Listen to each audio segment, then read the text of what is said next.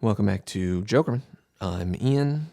Today in conversation with Benjamin Booker, who is back for the first time in some number of years, too long away, with his new record, Lower. A lot of folks out there might remember Benjamin from his first couple records. Honestly, the first one came out like over a decade ago when he was, written about as the hot new blues, quote unquote, blues punk man on the scene. We talk a little bit about that descriptor and how accurate it may or may not have ever been in this episode. New record sounds almost nothing like anything you've come to expect from him in the best way possible. It's always exciting and important, I think vital, when artists are able and willing to strike another match and go start anew. To quote a favorite of mine, cut the new record in between Los Angeles and like the western coast of Australia, working with Kenny Segal, one of the great producers in hip hop running today, who's worked with Billy Woods, Armand Hammer. It's fascinating, genre bending, genre exploding, honestly, record. Thrilling start to the new year here for great new music. Hopefully this is an equally thrilling start to the new year with great new podcast conversation. Plenty of Bob talk in here too for all the old school heads. Here's Benjamin. Are you coming from New Orleans right now? Do I understand correct? You're down in New Orleans these days? That's right. Yeah, I was living in Perth in Fremantle, which is a little suburb in Australia for like the last 4 years, and then I moved here last year. Man, I'm guessing Australia to New Orleans was a bit of a. I mean, you're obviously familiar with New Orleans, but just the culture clash or a change of scenery, I'm guessing, is a little different. No, it turns out no black people in Australia. They don't really have them, but there's a big difference when people say all the time like that people are the same everywhere, and I don't think that that's true at all. It's not just food and like superficial things, but I mean really the way that people see the entire world, like their value system, the way that they think about community, and like all of these things are so different, and really trickles down to like every aspect of their life. So that part of it was interesting for me to see. It made me, I think, realize how American I am. You know what I mean? Sure. In all of the negative ways. You know what I mean? It's like I can't really separate myself from that. Nor can probably anybody else who grows up here, I guess. Totally. Yeah. Sometimes you got to leave, where you're from to realize that you're from there. We were just talking about this a moment ago before we started recording, but like, I grew up in Los Angeles, moved to New York for a couple of years, and then like it took being out of California to realize like, oh, actually, this is where I need to be until I die, Yeah, not an East Coast guy, huh? Not so much. No, I What did, just, what did you think about people out there? What was the big I mean, people are fine. There's the kind of the New York stereotype of like, yeah, everyone's mean and kind of grimacing and they're just kind of an asshole to you. And then there's also the California stereotype where like everyone is nice and vibing and having a great. And obviously those are stereotypes. That, you get plenty of other types of people in both locations, but I think in general, just New York, it's sort of like. I like being in a place where I like am in an urban environment. I live in a city and I can walk around, go to parks, restaurants, movies, concerts, whatever. But then I can also like get in my car and like be just in the most amazing natural environment in the world. 45 minutes out of my front door. And New York, as beautiful as Long Island and the Hudson Valley can be, it's not exactly the same experience. as beautiful as Long Island could be? I've never heard that before. Yeah. Yeah, I mean, you go far enough east out there. Montauk is Oh yeah, is yeah, pretty yeah. nice, but yeah, it's a little grim, particularly during the winter. So I'm back where I like to be. You were in Los Angeles for some period of time, not when you were making this record, but sort of in the run up to I like pre-pandemic, right? Yeah, yeah, yeah. I was living there. I was on the east side mostly, like in Echo Park and Silver Lake. Eventually, I just could not stand that area and moved downtown, which Sure. I loved. It was Where down? incredible. I lived downtown for a couple years. Where downtown? There's a Pan American building, which is like right across the street from Grand Central Market. Sure. Yeah, so I was in that building and it was incredible. I mean, I would just like skate around and like take photos and just like people watch and like those kinds of things down there is just unreal. Plus at nighttime you have just like all of the interactions with the homeless people and things. Interesting, folks. Yeah, yeah. I preferred it to the Echo Park kind of vibes, you know. Oh, absolutely. No, I mean, downtown's, I think, I feel like it was kind of coming up for a while, and then it seems to sort of maybe have leveled out, and now the energy's sort of elsewhere in Los Angeles. But I'm very, I love downtown Los Angeles. It's such a, Did you did you ever see the Woody Guthrie plaque that they have down there? I don't think so, no. Yeah, yeah, not too far away from Grand Central Market, like a couple streets up. I think it's on Main. There's a plaque to Woody Guthrie, like talking about how he used to hang out in the buildings down there and like Whoa. play around downtown. Yeah, I had no idea. I had no idea. I've never heard anybody talk about it, but it's there. Damn, I gotta search that out sometime. I got, like, because, like, that seems like, yeah, 4th and Main, sure enough. Holy shit. Wow. Okay. Well, I'm putting a pin in this, but I gotta go find that when I come back down. What did you?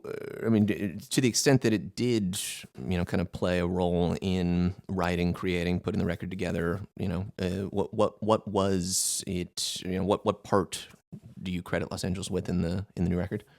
I think there was definitely a focus on kind of people on the outside, I guess, like more removed from society, you know? Mm, That was the thing that I think that I was missing. I mean, like when I grew up, I grew up in like Florida in like a trailer park on the outside of the city, and like I just felt so out of place in Silver Lake and those kinds of places. You know what I mean? I had no connection to anybody there. And I when I was downtown and just like even being around people just kind of like really roughing it and stuff like that, I just felt like I needed to be closer to them, you know what I mean? And totally. I think working on this record, that was definitely more the kinds of stories and things that I wanted to focus on was just those people, you know? Sure. Yeah. I mean, a song like Pompeii Statue seems like Exactly. it's written maybe not explicitly about some of what you might see on the streets of downtown Los Angeles, but that I mean those images were called to mind immediately before I even knew. Obviously, that it seems like maybe that was an influence there. I saw you name check also, and I read the little Rolling Stone profile of you recently, and you name checked this Kerry James Marshall exhibit at MoCA. Did you see it? I did, yeah. It was what 7 or 8 years ago at this point, but I remember I didn't even know what I was getting myself into. But one of my friends took me in there. It was just fucking amazing, Mind blowing, yeah. unbelievable stuff. How do people like that go unknown for so long? Because I think that that exhibit had a huge impact. I started hearing other people talking about it too, other artists and stuff like that. I think it was a really big deal for people. I think it was. I don't know really much at all about Kerry James Marshall's history of exhibition, but from what I understand, one of the biggest like solo shows and one of the biggest institutions. I think that kind of put him on the map. As a big, significant. It was amazing. I was stoked to see you credit that, or at least I think that Bob would like him. I think that Bob would be yeah. like, Sort of different painting style, but could find something to appreciate there. I'm sure. well, he's one of those people we were talking earlier about. The I think that from the interviews I've heard of Kerry James Marshall, it's just like he really knows everything about painting. He knows the history of painting, and when he's painting something, he's trying to make a painting that doesn't exist. Which is, of course, I think what Bob does. Just you have to have that kind of knowledge to be able to do that, and it's exciting to see an exhibit like that where it's like every painting is like I've never seen anything like this before. This is blowing my mind. There's not very many artists who are blowing minds out there. No, totally, and like especially, I mean, I'm decidedly a music guy. I like all my arts to some extent, but I sort of have a hard time connecting with a lot of paintings and sculpture and like stuff that's in a museum. There's something about just music and the way it kind of exists in my life, and like I can Mhm. go through the world and music is always with me, instead of like you go to the museum and you're like, now I'm in my art appreciating mindset and I'm in this Right. space, and then I leave the museum and I'm no longer in my art appreciating mindset. Music just kind of travels with you, and that to me I think is part of what makes it so it's my shit. But that all said, I think I just Kerry James Marshall's paintings were like one of the few paintings or exhibitions that I've seen over the last however many years that like actually really did conjure, pull forth a spontaneous emotional response. I do think that painting can do that, but it's like you have to have it in your house. Like if you buy artwork that means something to you, it really to me has the same kind of effect as music where I just like can grow with it and see different things in it as time goes on and have that kind of experience. But to be honest, to get paintings from good artists nowadays is just like impossible because of obviously what do you call it? Just like rich people using it to launder money and It's a things. little pricey. Yeah, exactly. Music, it's a little easier to pay for these days. Although, at the same time, obviously, I think that probably has an impact on people such as yourself, the musicians, who maybe aren't seeing the same sort of returns that you might deserve from the Oh my God. Spotify's and the Apple Musics and the titles of the world. Exactly. Yeah, I don't know. And who knows what it's going to be like in the future? I mean, like you have people like Neil and Bob and like all these people just like selling their entire catalogs. It's scary to think about what the future is going to be. I don't know. Oh yeah, no, and I mean the sums of those catalog, in the hundreds of millions, probably. The next one that goes, whatever it'll be like $1 billion. It's just, mind you can't even imagine the scale of that.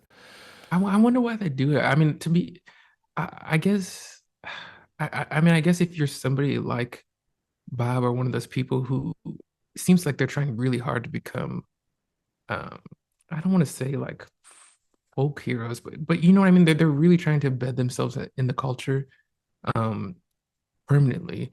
It's like maybe it's like, okay, if you want to put this in 1,000 TV shows, great. Like I don't care anymore. Because people have forgotten those people. You know what I mean? Like I met a 30-year-old the other day who had no idea who Bruce Springsteen was. You know what I mean? It's like, Jesus.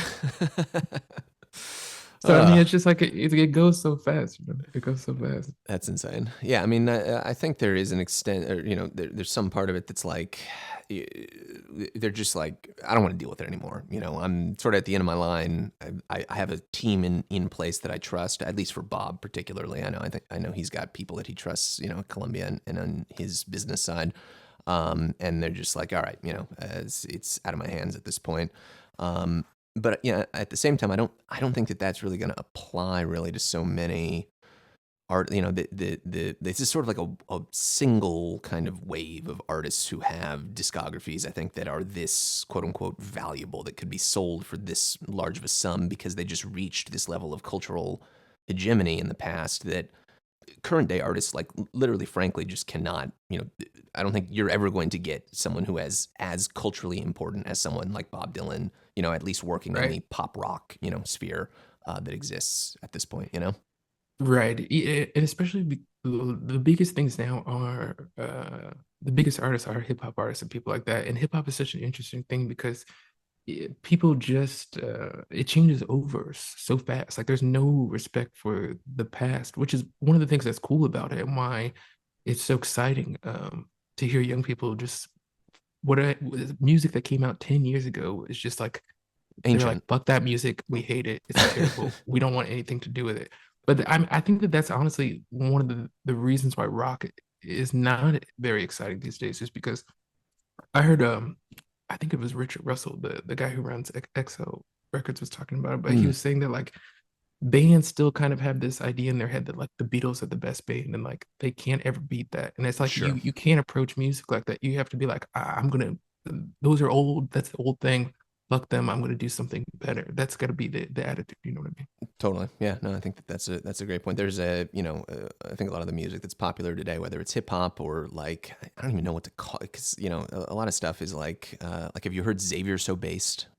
No, no, I Okay. haven't. So he's like 19 or something. He puts all his records out on SoundCloud and YouTube, and he had like the number 10 song of the entire decade on the most recent like Pitchfork list or something. And I think they call it hip hop or what, but it doesn't even, like, he doesn't have like rhymes or verses. It's like, it's almost more just like sample atmospheric electronic music, in my estimation.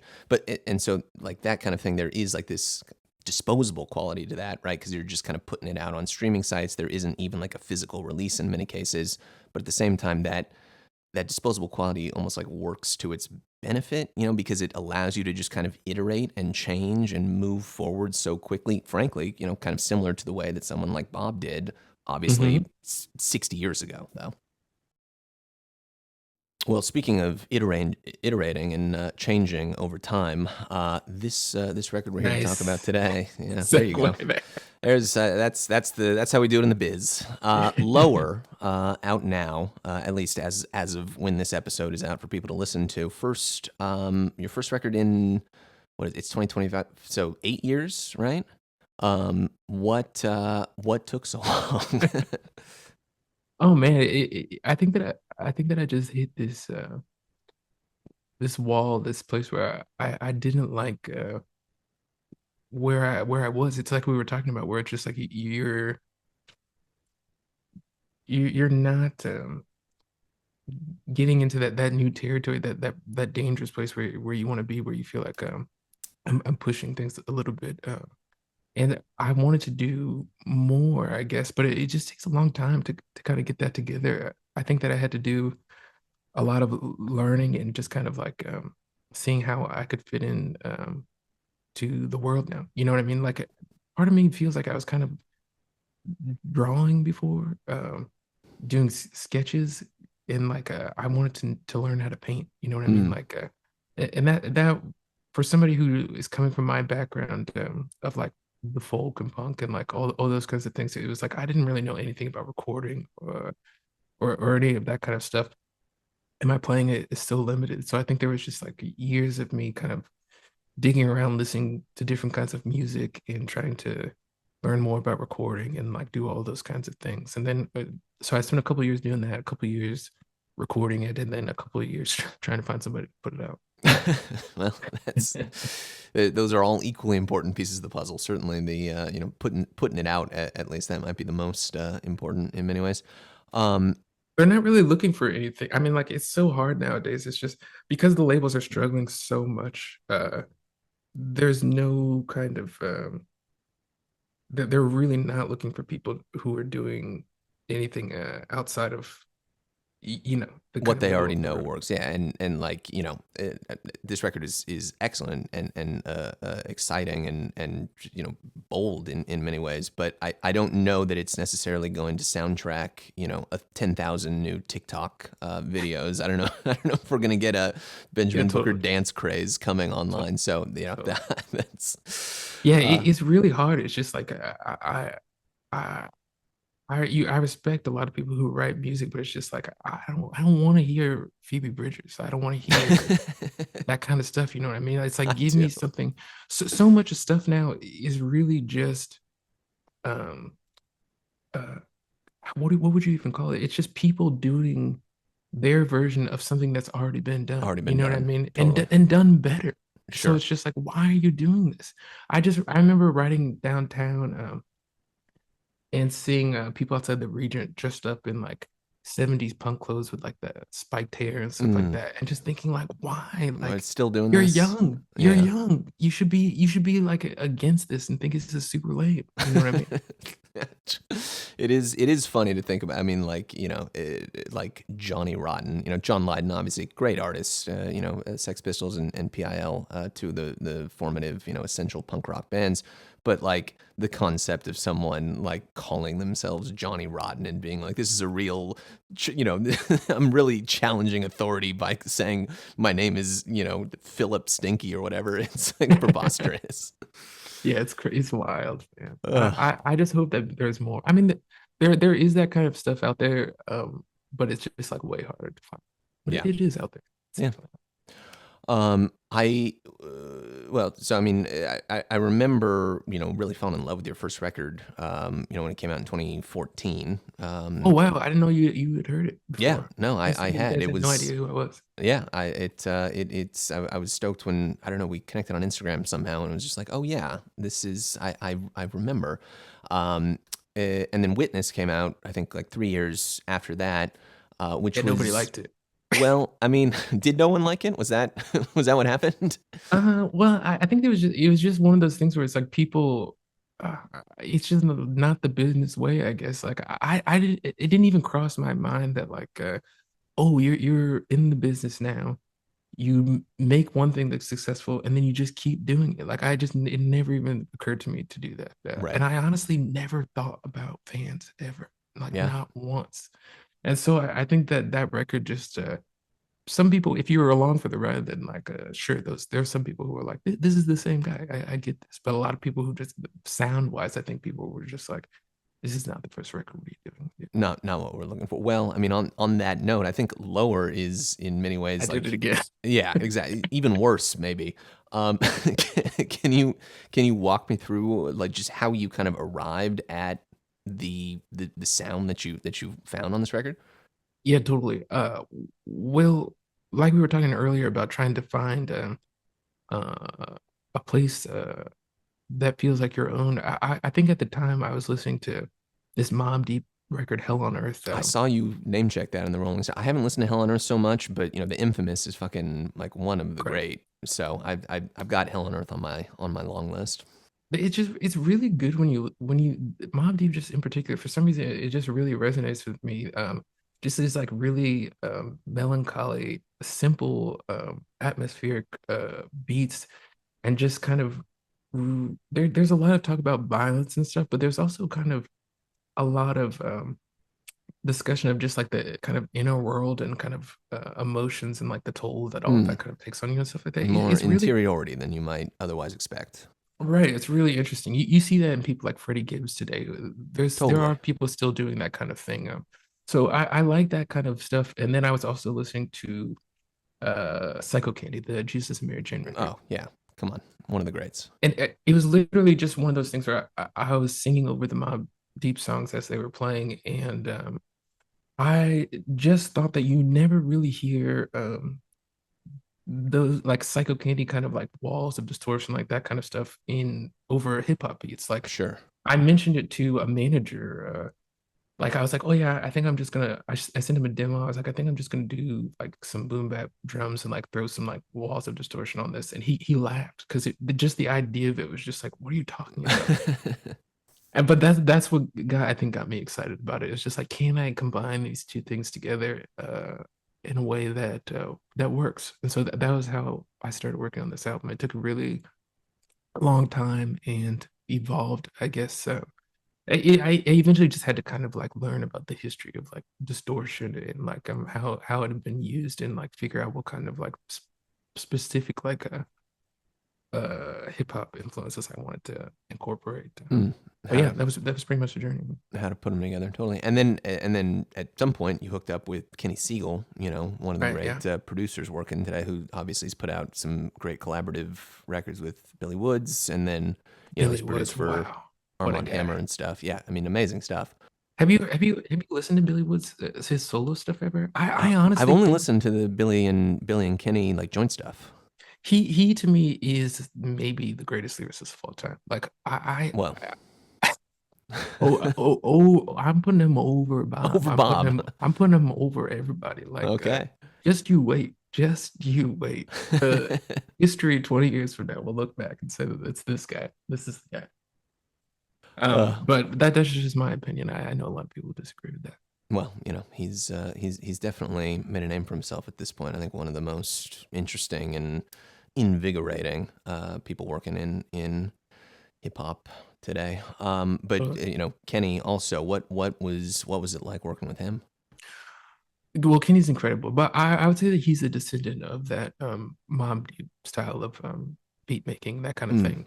He has his own thing, which is hard to find these days. I think because he grew up listening to like Nine Inch Nails and those kinds of things. He had like an understanding of rock music, but then he also used to do like drum and bass music, and now he does hip hop. So it's just somebody who understands like electronic music and rock music and hip hop. But it's like again, you have to have kind of a knowledge of everything to be able to do something that feels different. You know what I mean? yeah, it sort of strikes me. I mean, what he does with Billy, and then also what he's done with you here. There's almost got you mentioned Freddie Gibbs earlier, but he kind of almost seems like a Mad Lib or Alchemist type Alchemist. Yeah, approach, exactly like totally. on Alfredo or Pinata or whatever.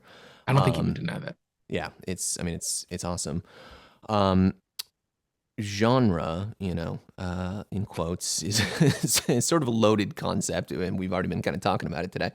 But it does still structure a lot of people's listening habits from radio stations will like are broken out by genre. There's the country music radio station, there's the hip hop radio station, there's the top 40 radio station, Right. and then also obviously like in streaming that. Playlists. Yeah, exactly. And It's the so same. much of that is algorithmic, and Spotify is just looking at like this genre of music. Let's figure out what other artists exists in that vertical, and then just keep serving our listeners with that music. I mean, the songs that show up here on lower, I don't even know if one is more likely to pop up for someone who like is listening to Dive or is listening to like Navy Blue or like anything in Right. between. Can you Love just Navy kind Blue. of, yeah, Navy Blue's another great. Um, just what's your perspective on On that kind of stuff. on, On yeah, the just on genre. on genre and your willingness and your willingness to, as far as I can tell, just sort of like not really think about it or even give a shit about it. Yeah, I mean, people are cowards. It's really as simple as that. Like they just don't. They're just too scared to branch out from that. The most exciting people working out are people who are just kind of against genre. I do feel like we are in like a kind of like a post genre world now. Especially, I think that you see all these people who have kind of grown up with Spotify and like all of these sites.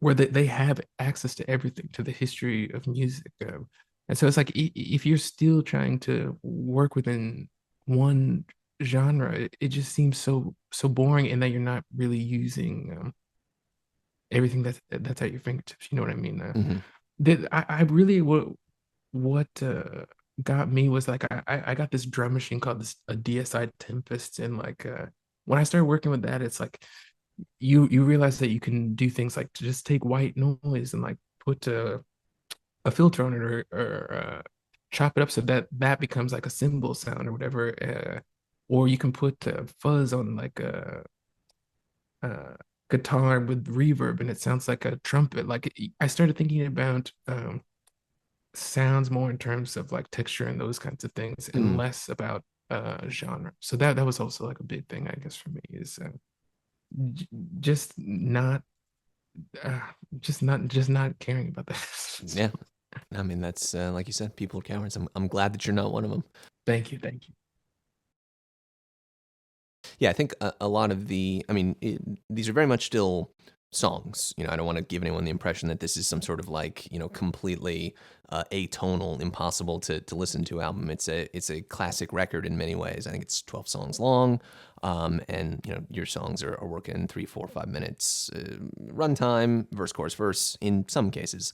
But beyond that, Gotta pay that everything rent. else. Gotta have that. Everything else that's going on, the signifier. Certainly, I think when the first record came out, it was like a lot of like Benjamin Booker, the like hotshot blues punk maven, or like that type of thing is like, That didn't even make any sense to me. There's a I think a lot of it has to do with like you said, it's like we need this person to be in a genre so that we can sell these albums. You know what I mean? And sure, they knew that I was a fan of blues music and that kind of stuff. But for me, blues was always more about I like the stories that they were telling and the kind of people that they were talking about. You know what I mean? Like I like the atmosphere and the attitude, which is not that dissimilar from hip hop and those kinds of things. So, but I think that honestly, I couldn't play. I knew one position on the guitar, or like one scale position, and like I'm just chugging away at guitar. You know what I mean? Like maybe there was like a,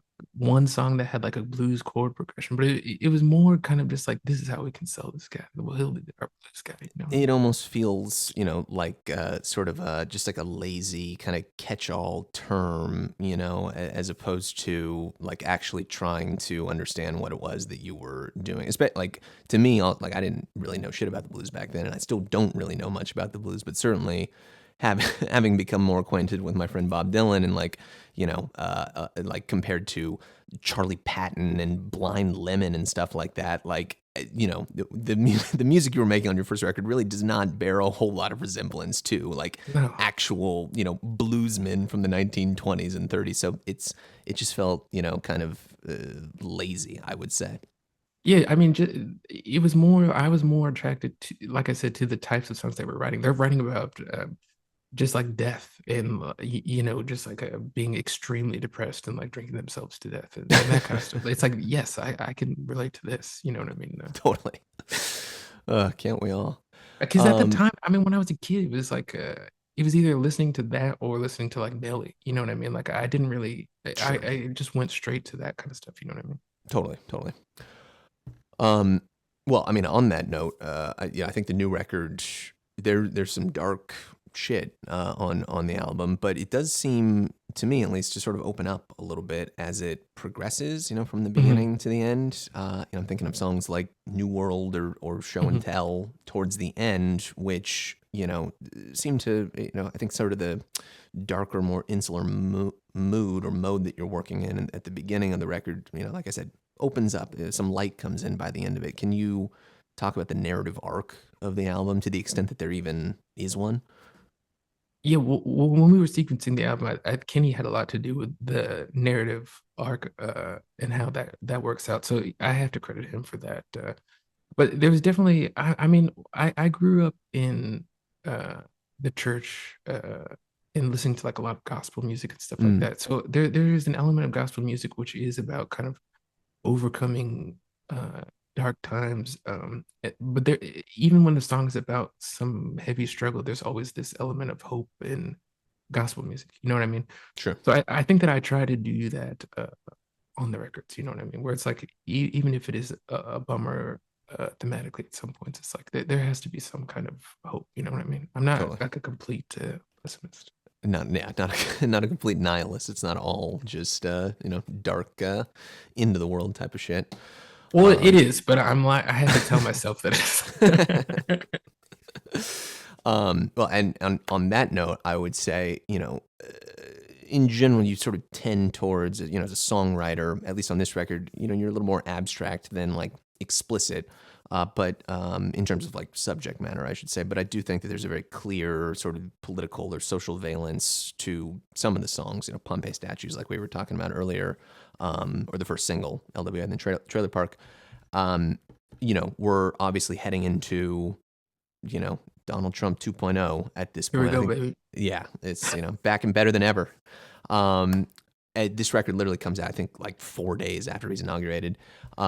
And the culture, to me at least, at this like it seems like there's like zero appetite for any sort of like resistance or engaging with political or social concerns through art this time. Like people just kind of made their peace. Like the bad guys won. Let's get over it and move on, and figure out other places in the world to direct our energies. What's your? I mean, as someone who's been working through a variety of political circumstances at this point over the years, what's your read on that? Yeah, I do think that there's a lot of people who don't want to do it because it is a bummer. You know what I mean? Like I heard like this comedian was talking about he asked Netflix like what shouldn't I talk about if I want this to be popular? And they were like, Mm. don't talk about politics, don't talk about COVID. That those are the rules. Like if you want people to look at this, please don't do that.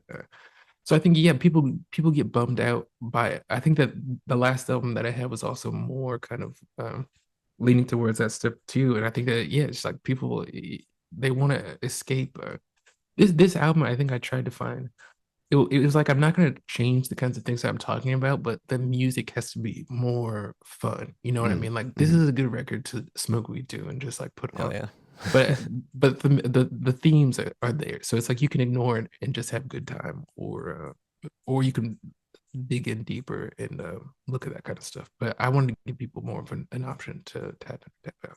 Sure. So like let people opt into it if that's something they're looking for, but not necessarily, beat them over the head with that type of thing.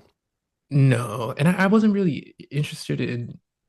I think I got better at talking about that kind of stuff. Like I'm using more kind of like images and those kinds of things than I was before, which kind of comes, I think, from being more interested in visual art and Mm. starting to paint myself and those kinds of things, like less kind of direct political stuff. You know? Sure. Totally. So you said you're starting to paint yourself also?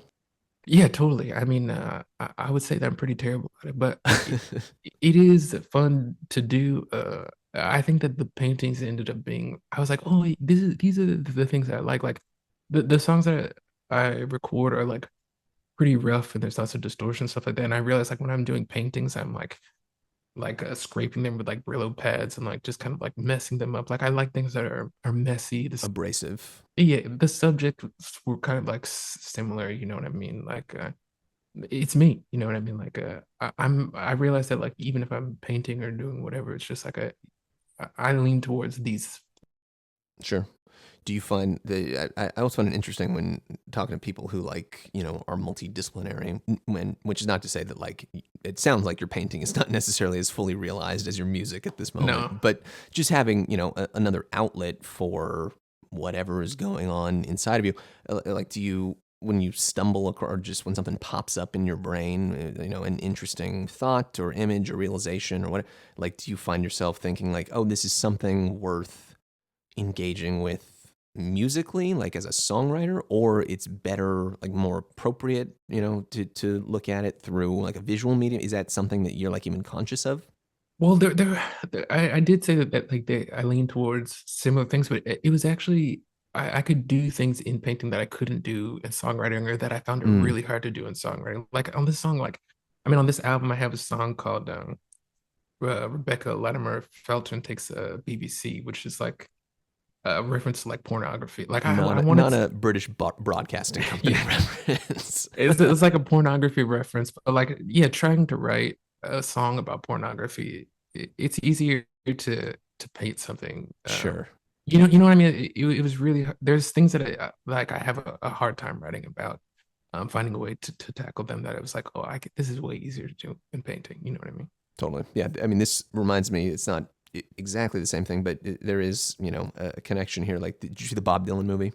I went yesterday. I went online and watched uh watched on one of those bootleg Watched a rip. websites. Okay, that's about the the correct level of investment and attention you What need did to you give think to of? it. What did you think about it? Oh, it's Have you I talked about think, it already like 10 times on the podcast? yeah, we've gotten a lot of mileage out of that one. I But had low expectations, so it was like, all right, this is fine. yeah, it's fine. That's kind of the stock line, is like it does what it wants to do, and it gets, hopefully people seem to believe that it's getting a lot of people interested in Bob Dylan, which if that's the case, it's great, and certainly it's great for me because people will now listen to me, Yeah, prattle little on the Timmy's gonna podcast. be on SNL. SNL, that's right. Yeah, he's singing and hosting, so that's gonna be one for the ages. But one thing that we talked a little bit about, or I talked about in this like New York Times thing, it was like the process of writing a song, is inherently sort of uncinematic, because it's like everything you're doing to crack the song is all happening just within your brain, or Mhm. and sort of like the way that you are perceiving the world. And so like to display that through a film, in They a, didn't in a do any of that. yeah, they couldn't, and that is, it's good that they chose not to do that, but that is so much a part of what Bob Dylan's doing. And so like in a book like Chronicles, which Bob wrote, you do get so much more insight into the process of writing a song, and like where he's, how he kind of, conjures this up from the depths. And so I, like that medium, of actually like writing about songwriting, as opposed to like doing it in a fit, like that action is just more well suited for a specific, type of medium. yeah, totally. That book is incredible. I definitely went around New Orleans to find those spots that are in the Oh, New from the Oh Orleans. Mercy section. Oh, I met Daniel Lanois like 3 weeks ago. It was Really? incredible. Whoa. How do you mind me I can't asking? actually Just really. I honestly I can't actually really say. Like I okay. went to a friend of mine was working in a studio. And was like, hey, you should come over. I'm working with Lanois. And I was like, Daniel Lam. And it was just one of those things where it was like 3 blocks away from my house, and Wild. it was awesome. Yeah, he was just a chill dude. Really, He really cool. he just seems really chill. Any of the interviews that I've seen with him, like certainly reading about his experiences with Bob, mostly from Bob, on Oh Mercy and Time Out of Mind, it seems like it was a really fractious and like difficult type of experience, and they're like shouting at each other, and But Bob is that's like, because of Bob. Let's well, be real. exactly. That's the thing. Like anytime I've heard Lanois actually, like, and he's just so like chill and thoughtful, and like seems like a really great kind of, collaborative presence.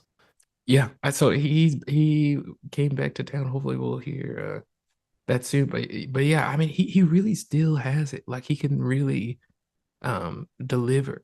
Just pairing him with like a songwriter and just allowing him to do his like ambient kind of the thing that he does is Sure. it's great. Yeah, I love it. Yeah, he's the man. So videos on this record, this is another thing that just like totally randomly, there's a new connection here. I realized reading about this. So first single on the record, LWA in the Trailer Park, it's got this like great kind of eerie abstract video for it, which I think from what you said is part of what will be like a larger connected series of videos. And I think in your description for the video, you name check Paul Schrader Right. as a major influence, who we actually just podcasted with on the other show Unbelievable. talking about Bob. What is it Unbelievable. about Schrader, as a filmmaker or a screenwriter, both and or that does it for you? I mean, Schrader leans into the darkness. You know what I mean? He loves it. He lives there. That's what I'm into. I think that I just like that kind of stuff. Like that's why I like Bob. That's why I like all the people. I mean, I grew up like a huge Nirvana fan. Also, it's just like Mm, I like the people who aren't afraid to go into those spaces. And Paul's that guy. You know what I mean? You're not going to get movies like the card counter or taxi driver or Mishima. Like mm. all of these things are just like, oh, you're like Jesus. Like for me, there I can learn things from them. But I think it turns a lot of people off, that kind of stuff. Yeah. Yeah, there's a rawness I think to a lot of it, and like a willingness to be unpleasant in many cases, and Mhm. not like you're actively like trying to like, it's not like Shock Saw people, yeah. where it's like, yeah, like gross out body horror humor. You're just like literally trying to elicit a negative reaction from the audience. But I think there is a willingness to like not shy away from subject matter or depictions or theme, that will just naturally be kind of upsetting for people because it's upsetting shit. I guess that kind of goes back to what you were talking about a few minutes ago about comedy on Netflix. Like, just stay away from these things if you want people to watch it, because that's just not what people want to see. Yeah, it's like right now, it's like if you want to be popular, it's like sing songs about drugs and getting pussy and like you know what I mean? It's like it works. It still works. If if, Totally. if you want to just sing about these things, but it's like I don't know. I don't think it's very interesting. Yeah. No, I mean there's a and I mean it's not necessarily unique to this moment in the culture. It's always existed, but it does feel maybe more uh, popular or more common than it has in the past. Just this like escapist, kind of quality to a lot of media out there that people just don't really want to use it to do anything other than like fantasize about like I'm making tons of money, or I'm having a great time going out with my friends, or Mhm. I'm a hotshot pussy getter or something. Like But it's you like, need these things. You sure, do need them. But I'm saying like you gotta have a little bit of that both. can't be it. That you gotta have a well balanced diet. It's the same thing with the superhero movies and stuff like that. It's Totally. just like people are just trying to get out of there.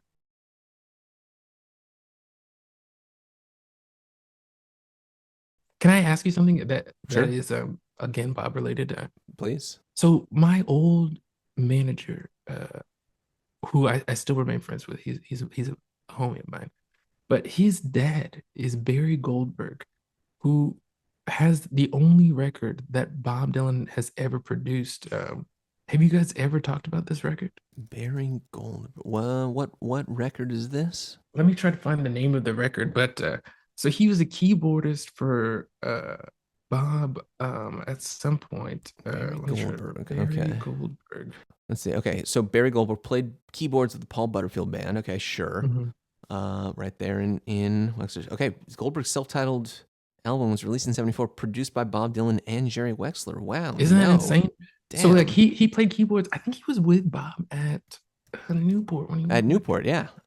Yeah, so his mom also introduced Bob, I think, to Mike Bloomfield. And so like there's just like this, I just want to know more about that. And Wow.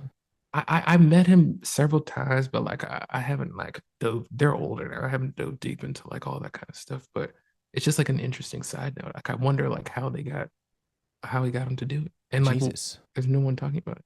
Yeah, this is complete, like this is 100% news to me. I'm sure there are plenty of Bob heads out there who are well aware of this, but like never even had an inkling of awareness about this. I gotta, Check it out. as soon as we're Shout out off to here, Barry Goldberg. I'm gonna throw this on. An amazing cover, also the vibes coming off. It's just like Oh, the mustache is this incredible. stash and the aviators and this kind of like it's all brown. This is great. Oh my god, You're welcome. Barry Goldberg, incredible stuff. Yeah, and I before it gets too late, I have to give a shout out to my girl Anna at Spinning Top, who is the biggest Bob Dylan fan. Sorry, I had to do that. No, please. What Bob have you been listening to recently? Ooh, I mean, I would say that like I throw Bob on occasionally now. I've kind of been like a new morning guy for a Oh while wow. now. Okay, That's that's like my most like it's like a breezy Bob. You know what I it mean? is breezy. The stain in your voice is. No, I listen. I was talking about making peace with the movie earlier. I made my peace with New Morning too. There's some great songs on New Morning. The Man in Me, one of the all-time great Bob I like Dylan Day of the songs. Locust. I like Day that of the one too. Locust, fantastic. The title track, If Not For You, some incredible stuff there. The Not his best. I know it's not his best, but I'm yeah, talking about just like listening to stuff. But more than that, I think that more than I listen to his music, I am so interested in him as a person. just a You know what I mean? person, sure. Oh, and just like I guess for a lot of artists, he represents just this like insane level of artistic integrity. You know what I mean? Where it's just like, don't do whatever you want to do. You know what I mean? So I read like I read a lot of stuff about him. Like I read the Clinton Highland. How do you say his name? Halen, yeah. Yeah, the double life about Dylan, like that kind of Oh, stuff. that's a long read.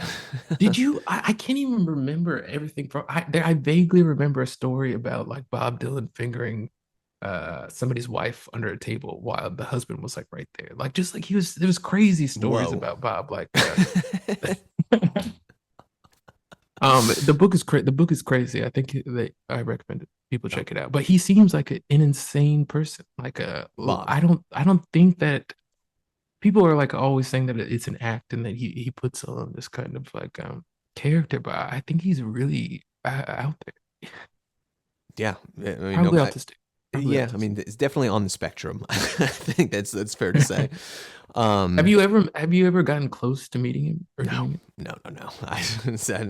And honestly, I don't think I would want to. It's like, there's the don't meet your heroes thing. Not that I would ever be disappointed, but just like Yeah. it would be like looking into the face of God. It's like, what am I going to say? Like, what is that interaction Yeah. going to do? And like, best case scenario, like it's sort of not that awkward. And I can like say I shook the man's hand, but like worst case scenario, it could be very bad. It's never been good for me. Years ago I did this like insane winter tour with Neil Young where it was just like me playing solo and then him playing solo Whoa, I did not realize for that. like a couple weeks, and I never met him the entire time that we were doing Never. never the whole Oh, time. He was jeez. dating Daryl Hannah at the Daryl time. Hannah, sure. She would come down and be like, "Oh, great show, loved it." Never met Neil the whole time. His family was there, everybody was there. Never saw him. And then like after somebody from his camp, I won't say who it was, we saw him in the airport, and he was like, "Sorry, you didn't get to meet Neil. He's an asshole." So I think it's just like Checks out. whatever. Yeah, it's like I don't. I think that if he messed up Harvest Moon for me and on the beach, I'd be really bummed about that. Exactly. Yeah, it's like, things are great the way they are. I'm not going to get any sort of personal, fulfillment necessarily out of like being annoying to Bob Dylan one time. Exactly. Yeah, I went to his coffee shop in Santa In Monica. Santa Monica, I sure. didn't even know that that was his at the time. I was so Yeah, bugged it's out very low afterwards. I profile. didn't. Yeah, very low profile. He's got like a boxing gym there too, or he did have a boxing gym there where he would like, do boxing, his He seems to have this like weird kind of like don't you feel like there's a side of him that like it's not, especially when watching the movie you see him like riding the motorcycles and like being the ladies man. It seems like he's like playing this like movie version of like what a tough man like kind of guy should be, you know what I mean? It's like a very kind of like not like he's so like avant-garde and like progressive in so many ways, but then he also comes off as this kind of like 50s kind of like dude, you know what I mean? Absolutely. Yeah. No, I mean, he's very image aware, conscious of the image that he's putting. And you see this, all throughout his career, certainly as he's aged into his like later, 20s and not last 20, 30 years or so, where he's kind of adopted this almost like Western cowboy type perspective, or persona where he's like always in the hat and he's got like the nudie suits and the boots and like he almost feels like a man that has just like been zapped in from 1890 all of a sudden. But Yeah, yeah. it's Speaking, I saw him in concert earlier this year. you saw one of the Rough and Rowdy shows. I saw one of the reference. Did you go to the? You've seen him several, probably. Oh yeah, yeah, I've seen him many times. I only saw him on the Outlaw tour this past year, the one he was doing with like Willie and John Mellencamp and stuff, the outdoor thing. Willie still But got it. oh yeah, absolutely, it's amazing. The just like I mean, Bob's in his 80s, Willie's in his 90s, and they're still just like able to do it. It's unbelievable, unfathomable to me. Yeah, I took way too many edibles. It was Hell yeah. insane. I tried. I almost called this album the highest I've ever been. Was at a Bob Dylan concert. I tried to do Oh it, my god. and my You probably lawyer would was have like, gotten a little more, kind of play on Bob Twitter if you had managed. Not that that's a very commercially valuable space online, but "Yeah, it wasn't." I think that maybe I could have gotten away with the name, but like, especially for like merch and stuff, that they were the sue level was very high. I think. yeah, high risk, maybe low reward on that. Well, what I mean, besides being extremely high, what'd you think? Honestly, I couldn't even tell you.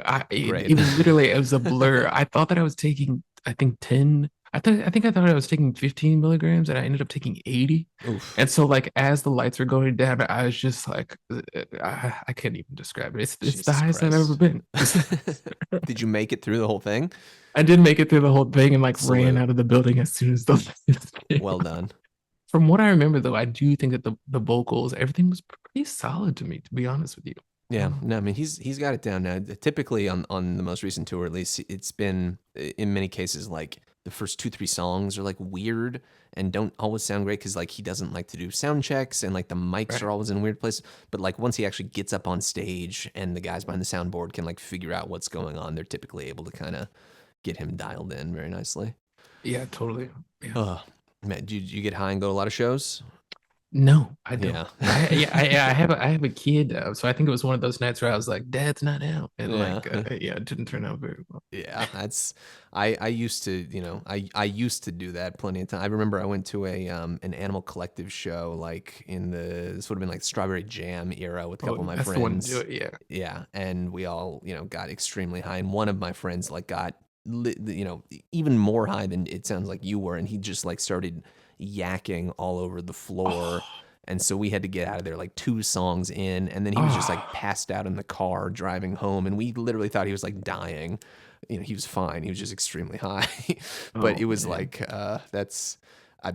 I'm much more about like let's just go in and like have a beer and like enjoy the show and head home afterwards at this Mhm. point. But that's being in your I 30s. regret it because I feel like I was like I had because tickets were It's $170 and pricey stuff. I was like, ah, this is it could be the last time. It's like there might not be another time because I It's saw him true. once in maybe like 2010, 2011. Like he played, but it was like in an arena at my school and it was horrible. Like Horrible. I didn't even stay till the end. You said 2010, 11, something like that? Yeah. That was a tough, I think like 2007 to 2012, 13. That's kind of like the nadir of his most recent live performances. So you caught him in the wrong year, unfortunately. Well, speaking of live shows, let's throw another one of these professional segues back in here. You're about to Here we go go. out on tour. Your first time in a couple years, right? Oh my God. Like, first time in probably 5 years. Yeah. It's been a long time. I might not have it, people. We'll Oh, see. well, I guess we will we will see. What's I mean, it seems like a pretty unique challenge trying to integrate the new record and the new sound with the old records and the previous sounds and direction. Like, what's the like? What is the plan? How are you gonna do that? How are you gonna do that? I'm gonna play a few old songs and a few new songs in the record. I really again it's like I know that you are supposed to think about the people, but I can't. It's like if I'm not into it, I just can't do it. You know what I Sure. mean? So I think I'll play like a few old songs, the hits. You know what I mean? Give them a couple hits. Throw him a bone.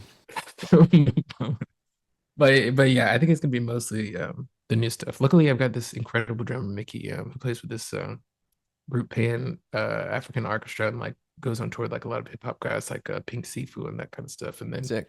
Kenny's playing a lot of like the album like kind of like samples and like bass and like those kinds of things live. And I'm doing some guitar stuff. So yeah, Cool. well, So it'll yeah, hopefully be it'll go okay. sort of a rock-ish type-ish setup, literally like with the instruments and stuff, but it's going to be more kind of geared towards the new sound. Yes, I mean some of it is just kind of impossible to play live. Right. You know what I mean? There's no way to do it. But I also had no desire to do that. It wasn't like we went into a studio and like jammed these songs out live and like did it like that. So it's like there's no reason to try to do it now. I don't think so. Totally. But it's a weird time because it's like I think that honestly the technology just isn't there to do a lot of stuff. Like when you listen to like electronic artists live, or you go see them live, they're or hip hop people who make stuff like that. It's just them standing with the microphone. You know what I mean? Like, Yeah, and with the might as well not even be. I mean, like there's a what I always appreciate about a live show is like playing the music live, and like well, I'm kind of going against that a little bit. Kind really of against that a okay, little bit because it's like I do. Uh, I think that part of working on albums like this, and when you do see hip hop people or electronic musicians, it's like there's so much time spent on the sounds and like if you're not playing it live and you're doing like samples and things like that, there's so much it's so much easier to kind of tweak things to be exactly like you want them. So mm, trying to recreate that live is not the point. It's like I made this. This is what I want you to hear. It's like this exact thing. sure, So that for a lot of for me, I guess it's like, yeah, I don't want to hear a rapper try to recreate this with a live band. I want to hear what's on the record loud as fuck. That's what I want to hear. That's sure. that's why I'm going to the show. So this is kind of like a mix of both, where it's like there's going to be some samples and stuff, but there's enough live elements that it could definitely fall apart. That's the point. I Well, think that's what people want. You know what I mean? exactly. You gotta be walking that tightrope there. That I mean, I think that sounds like what I would want out of it. It's what I hate is when you go to a show and it's just like the person up there and a backing track, and like there isn't really any sort of sense of danger or like inventiveness or like the possibility for like something new and exciting and unexpected to happen, right? And so clearly it sounds like that it sounds like that Yeah. possibility is definitely going to exist at these shows. Yeah, people, I mean, I definitely am not good enough at anything to for it to be safe. So we'll see. We should be fine. Hell yeah. I think you're playing the chapel here in San Francisco, which is right down the street from me, so hopefully I'll come and come and Um, sample the show myself. yeah, I'm excited to get back to San Francisco. The last time I played a show there was so long ago, but it was cool. I saw John Waters. That was awesome. Oh, So, word. Yeah, there's still, um, it's a weird place, there's but people out there. there's still some cool people around. A lot of the, scene has migrated down south towards Los Angeles at this point. Although, here we are It's not there speaking anymore. as, yeah, literally, the city is engulfed in flames right now. Hopefully, by the time this episode comes out, the fires will be out at least. Obviously, damage not repaired. I wonder But if Bob is I wonder if he's okay. I actually know somebody who lives directly next door to Bob Dylan. really, Like down the there, house, yeah, the house next door to Bob Dylan. His place is wow, okay. It's like right on the line. I have to tell you this. He told me once that Bob had these broken down vehicles like in his yard, like and yeah, just like like a sitting around the property. just like a dirt bike, just like Yeah, a car, like that kind of stuff. He showed me pictures of it. So he I just like jokingly, just like I think he talked to somebody who works at the house or like left a letter in the mailbox and was like, "Hey Bob, if you ever need somebody to fix those up, like I've got a guy." within days, it might have even been the next day, fence, huge fence put up. Fence. Yeah, from the neighbor. Like he got Oh a note man. saying, like, do you want me to fix these cars up, like a joking, like friendly kind of thing. Fence up the next Oh my day. God. Beautiful. That, you know What a what? man. That sounds like Bob. And see, that's exactly why I don't want to meet the man, because you try to offer to fix up his dirt bikes, and then a giant prison colony fence goes up the next day. He does reach out to people though. I saw like Lenny Kravitz talking about him just like meeting up and like walking around in the rain for 3 hours, like stuff like that. You're like, Him and Lenny Kravitz. yes, Whoa, that's what I'm saying. It's like, who is this man?